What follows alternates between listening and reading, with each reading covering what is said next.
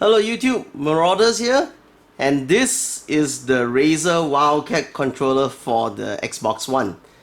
So this is the first Xbox One controller that Razer has made and it's what we're going to call a tournament level controller. So basically, first of all, it's much more expensive than your usual Xbox One controller, and it's basically something that Razer wants to put it in the same level as the Elite. Okay, so first of all, let's talk about the weight. Weight and handling wise, the Wildcat is much more lighter than your typical Xbox One controller, for the simple reason that it's a wired controller. See, so no battery. Since you don't need to put batteries in there, obviously it's going to be lighter. Now, the first thing to realize about the wired slot is that while this here is a normal micro USB hole, there's a no micro USB port inside. Let me just, yep, I can't even boost up the.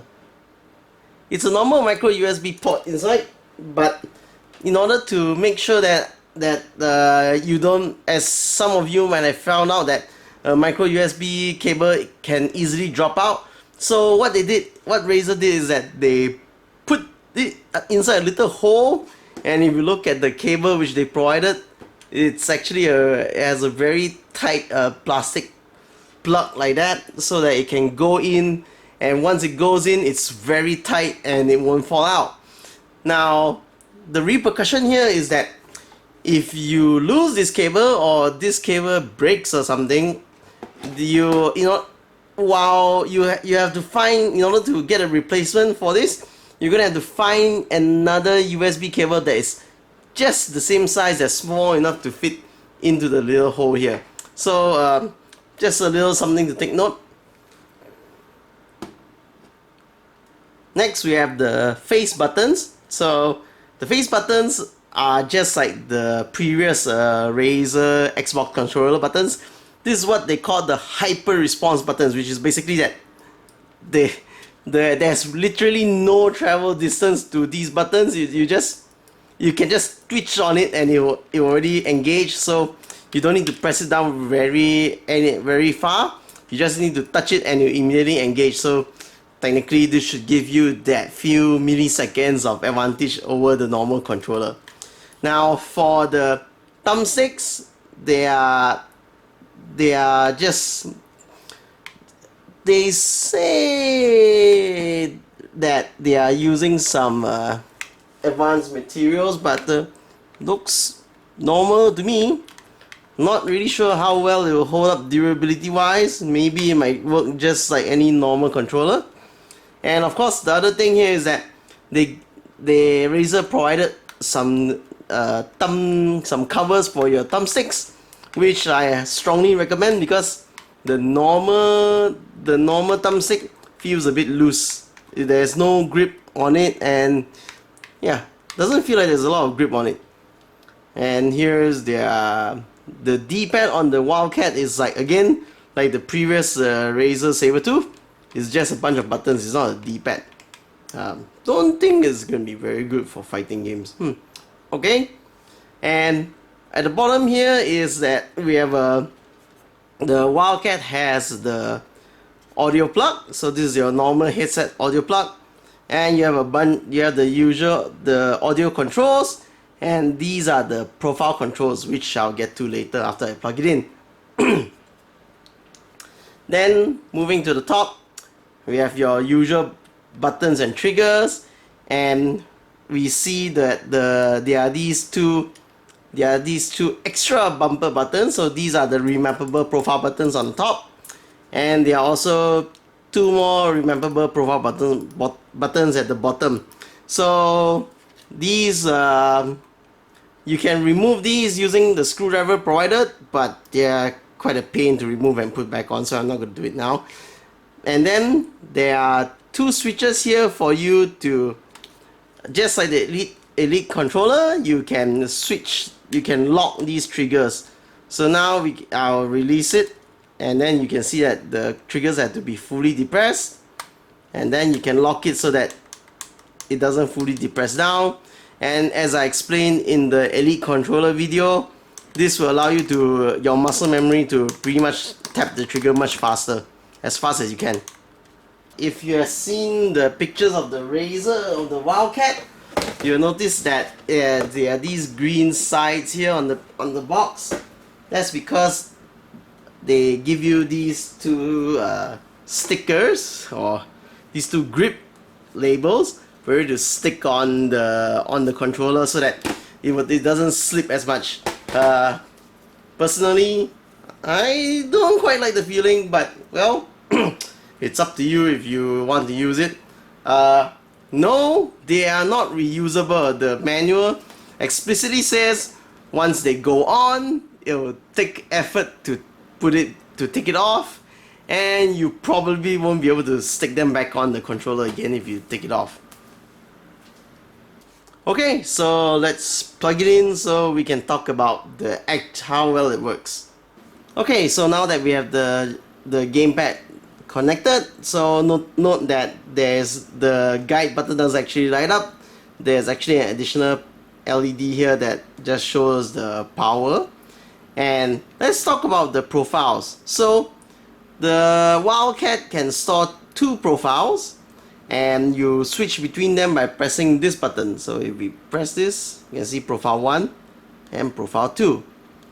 And you can, so when you have a profile active, the profiles determine whether or not which buttons the extra buttons map to, and whether or not you have the hair trigger enabled. So I'll talk about that later. Now, there is also a third state for the profile, which is no profile at all. So you just hold the profile button, and that clears it. And basically, that means that the controller is working on the default state. Now, on the audio control side, you have both there's a mute button and just a simple volume button. Now this mute button just works like it has a light to indicate whether or not you have your microphone mute. So if you have something plugged in and you press it, you can see that it has an indication to say whether or not your headset is in mute. So that's pretty typical. Now there's just something interesting about the volume control on the Wildcat. Now if you have a normal Xbox One input adapter, you notice that there are quite a lot of buttons on it. You have your mic mute, you have your volume up down, and you have your game chat balance buttons. So on the Wildcat, you only have one button for this. So what you have to do is, if you want to adjust the volume, you hold down the volume button and then you press up to turn up the volume and down to turn down the volume. And then in order to balance between the game volume and your chat volume, you hold down the volume button and then press left or right to balance between the chat and the game volume. You need to remember it, but I guess it's not so inconvenient. It's still on hand for you to edit. Maybe I guess that's fine. Of course, the main thing here is that because because of the design of this thing here that's fixed, that means that you won't be able to use anything like the chat pad or any other dongle that Microsoft might come out with here. Now let's talk about the profile mapping. So as I mentioned, you can store 2 profiles on the controller, and the main difference between the 2 profiles is the settings of the extra buttons and which buttons they map to. So the way you map the button to the normal controller is that you will hold down this remap button, and you see that your profile light will start blinking, and then you hold down the button you want to the extra button that you want to map, and then you press what you want to map that button to. So for example, if I want to map this additional right bumper to the Y button, I will hold down all these things and I'll press the Y, and the controller will rumble to indicate that the mapping has been done. So now I can just, when I press this, it will be Y. It will be equivalent to pressing the Y button. Now what can be mapped? Essentially every button. So that means you can map any face button, you can map the thumbstick presses, you can map the trigger pulls and stuff. You can also map the D-pad. So if I can map, like say, you can map the D-pad direction as well. So pretty much every button can be remapped onto one of these shortcut buttons. It feels a bit convoluted to do all the mapping, but well, luckily you can store 2 profiles, and it's, well, at least you can do it on the controller itself without running through any other program. And now the next thing we need to talk about is about the hair trigger function. Now just now, as I mentioned, we can choose to lock our trigger to a short pull. So now I'm in the short pull mode. That allows me to basically tap the controller as fast as I can. Okay, now the problem here is that once you engage this fast pull system, that will mean that you don't pull your trigger will not reach the bottom anymore. Now in certain games, the game needs to know that you are pulling the trigger fully down. For example, in Halo, when we pick up a plasma pistol, if you want to fire a charged shot, we need to hold the trigger down. But now that we've engaged the lock, if we hold down the controller, if we hold down the trigger, you can see that it's not charging the plasma pistol. If I release it,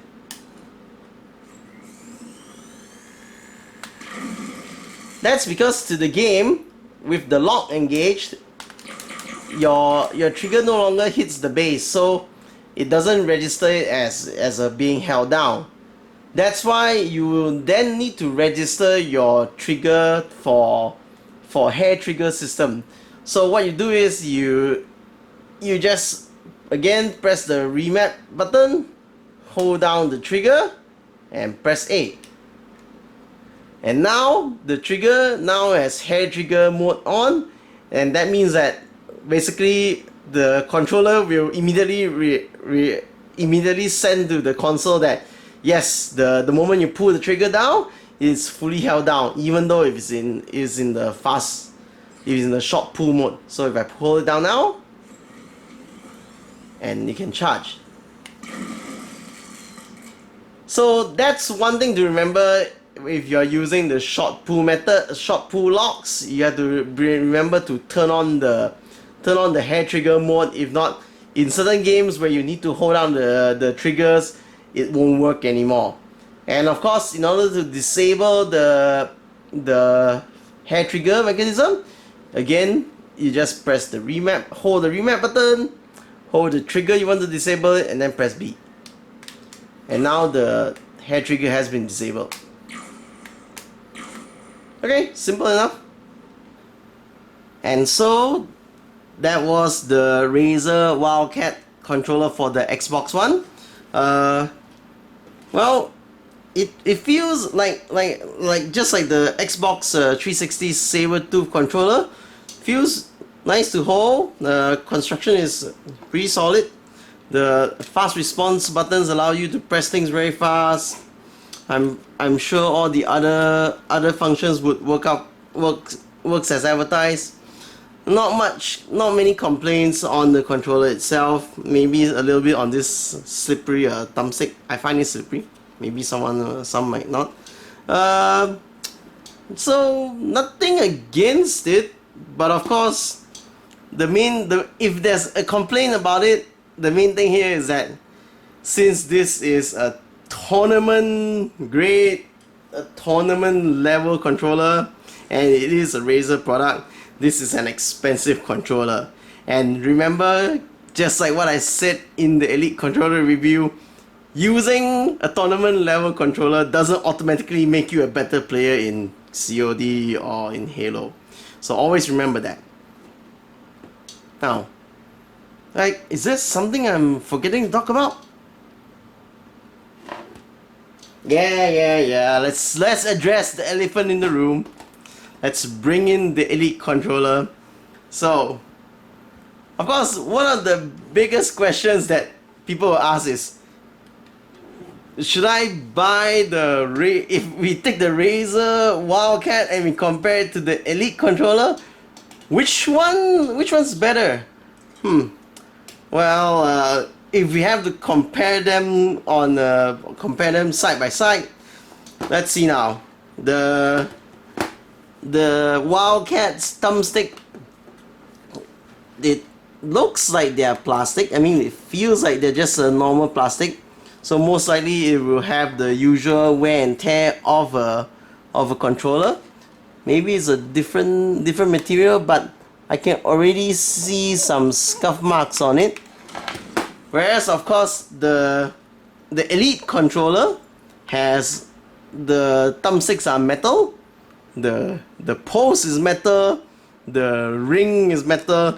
This would probably last. This is built to last since it's all metal. I guess the main thing here is that you either rock it so much that you rip the whole ring out or something. That, I guess, we can only see how well that works out after many more days of usage. Fast response buttons are great. Of course, the Elite controller doesn't have that. The Elite controller's buttons are just your normal buttons. Nothing much to talk about the D-pad. But then we have to talk about the extra buttons here. Now on the Wildcat you have two buttons at the bottom and then two on the top, whereas on the Elite controller you have 4 at the bottom.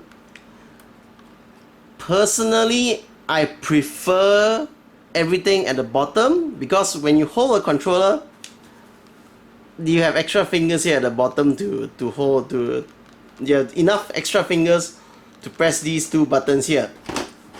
Okay, what the problem I find with the Wildcat is that while you have extra buttons to map here, the main reason why I would want to remap buttons to from the face button to some other quick button is because I don't want to move my fingers away from the important controls.